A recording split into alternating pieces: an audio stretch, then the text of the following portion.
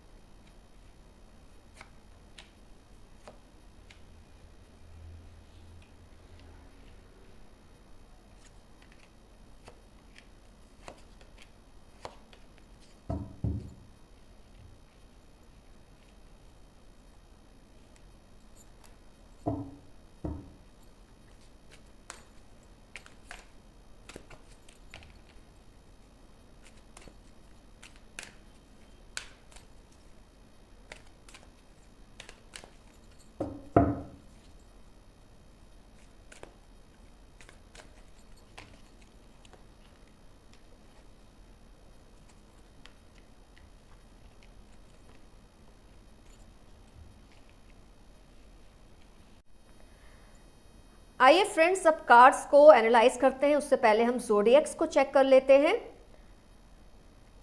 Air sign का element है, अर्थ sign है, वाटर साइन भी है, फायर साइन का एलिमेंट इस रीडिंग में मुझे नहीं दिख रहा, लेकिन कोई बात नहीं, ये रीडिंग फिर भी आपको 80% से ज़्यादा ही रिजोनेट करेगी।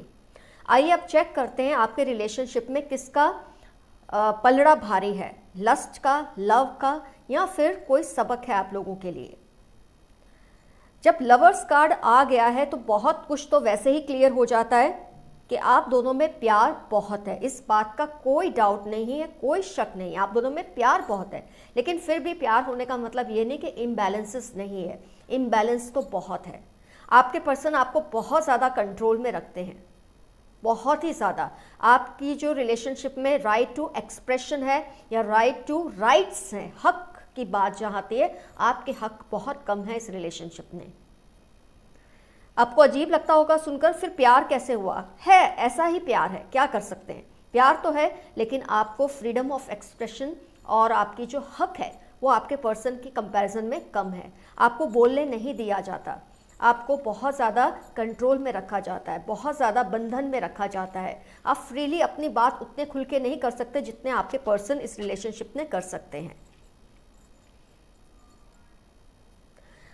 कुछ मुझे ऐसी एनर्जीज भी दिख रही है कि आपके पर्सन आपको हर वक्त एक अच्छे लिबास में, अच्छे तरीके से, मतलब आपको बहुत कॉन्शियस रहना पड़ता है इनके सामने जब आप आते हैं। आपका लुक सही होना चाहिए, आपका ड्रेसिंग सही होना चाहिए। तो मुझे यहाँ लस्ट का एलिमेंट भी दिख रहा है। लव तो है, और जब लव के साथ लस्ट हो वो इतना बुरा नहीं होता। तो डेफिनेटली आपके रिलेशनशिप में एक combination of love and lust मुझे दिख रहा है। लव तो है, लेकिन फिर भी आप पर कंट्रोल बहुत ज़्यादा है। आपके पर्सन आपकी तरफ लस्ट का भी एक अप्रोच रखते हैं, लेकिन जैसे कि मैंने कहा, अगर प्यार के बाद लस्ट है तो वो इतनी बुरी चीज़ नहीं है रिलेशनशिप में। लेकिन हाँ, जो इम्बैलेंसेस है, आपको बोलने नहीं दिया जाता, आपको कंट्रोल में रखा जाता है, आपको उनके हिसाब से अपने आप को प्रोजेक्ट करना पड़ता है, अच्छा दिखना, क्योंकि अगर उनको अच्छा ना लगे तो वो बुरा मान सकते हैं, उनको आपका कोई बिहेवियर अच्छा ना लगे तो वो बुरा मान सकते हैं। इस तरह की एनर्जीज मुझे बहुत दिख रही है इस रिलेशनशिप में। बट नेवरदलेस आपके पर्सन आपको प्यार करते हैं, आपके साथ एक अच्छी, हेल्दी, हैप्पी फैमिली का ड्रीम भी देखते हैं।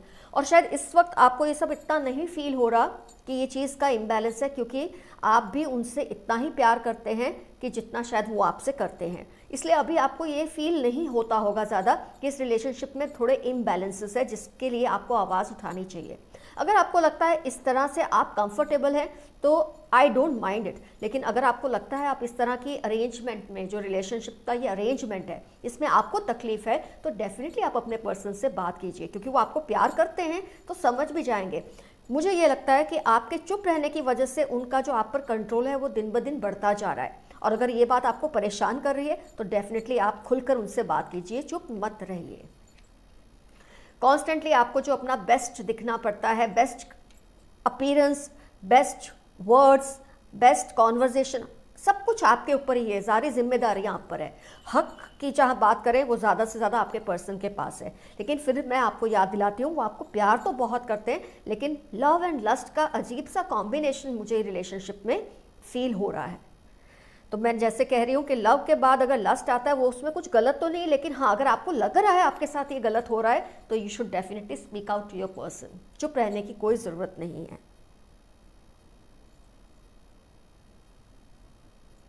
आप अपने पर्सन के साथ सपोर्टिव है, उनके साथ हर तरह से आप सपोर्ट करते हैं। इनफैक्ट मुझे लगता है फाइनेंशियल सपोर्ट भी आप बहुत ज़्यादा करते हैं इस रिलेशनशिप में। क्वीन ऑफ पेंटिकल्स आया है, किंग ऑफ पेंटिकल्स आया है, वुमन होल्डिंग अ कॉइन। तो फीमेल का मुझे यहाँ दिख रहा है, जो फीमेल है इस रिलेशनशिप में उसका बहुत ज़्यादा कंट्रीब्यूशन है हर तरह से। और जहाँ हक की बात आती है, आपके हक बहुत कम हैं। मैं ये नहीं कह रही हूँ फीमेल का ही, क्योंकि किंग ऑफ पेंटिकल्स आया तो ये मैं कह रही हूँ ज़्यादातर इनको रिजोनेट होगी, जहाँ फीमेल्स को ये प्रॉब्लम फेस करनी पड़ रही है इससे ज़्यादा कि मेल्स। तो मेल्स का भी ये प्रॉब्लम हो सकता है, लेकिन मुझे मेरे फीमेल व्यूअर्स के लिए ज़्यादा फील होती सिचुएशन कि बहुत ज़्यादा आपको कंट्रोल किया जाता है। आप जानते हैं पर्सन आपको बहुत प्यार करते हैं, इसलिए शायद अपनी आवाज़ नहीं उठाते। लेकिन अगर आपको लग रहा है कि आपका दम घुट रहा है इस रिलेशनशिप में, आपको कहना चाहिए, आपको चुप नहीं रहना है, फालतू में इमोशनल होकर इस चीज़ को नहीं चलने देना है। तो अब वक्त आ गया, आपको बोलना चाहिए, चुप नहीं रहना चाहिए।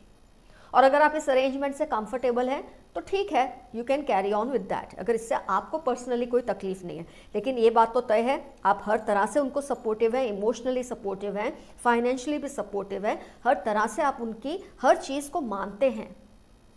फिर कहीं आगे जाके आपको रियलाइज़ ना हो कि आपने गलत किया है, तो अभी इसको निप कर दो, निप इट इन द बट। अगर आपको ये चीज़ से तकलीफ हो रही है कि आपके हक कम हैं और जिम्मेदारियां रिलेशनशिप में ज़्यादा है, तो आपको स्पीक आउट करना चाहिए। लेकिन एक बात तय है, जैसे कि मैंने बताया, आपके पर्सन आपको प्यार करते हैं, फ्यूचर में आपके साथ ही रहना पसंद करेंगे, फैमिली आपके साथ ही बनाना पसंद करेंगे। ऑलरेडी अगर आपकी फैमिली है तो आपसे प्यार तो वो बहुत करते हैं, लेकिन controlling is more from your persons side. तो जो इस रिलेशनशिप का आउटकम है कि लव एंड लस्ट का अजीब सा कॉम्बिनेशन मुझे इस रिलेशन में दिख रहा है, जिसको अगर आप चाहे तो अभी कंट्रोल कर सकते हैं। तो पाइल 1 आपका रीडिंग हुआ complete. Now it's turn for pile 2। Friends, अब पाइल 2 का टर्न है। गेस वॉच जिन्होंने सिलेक्ट किया था, आइए देखते हैं आपके कनेक्शन में किसका क्वांटिटी या मात्रा ज़्यादा है, लव, लस्ट या फिर कोई लेसन या सबक आपके लिए इस रिलेशनशिप से।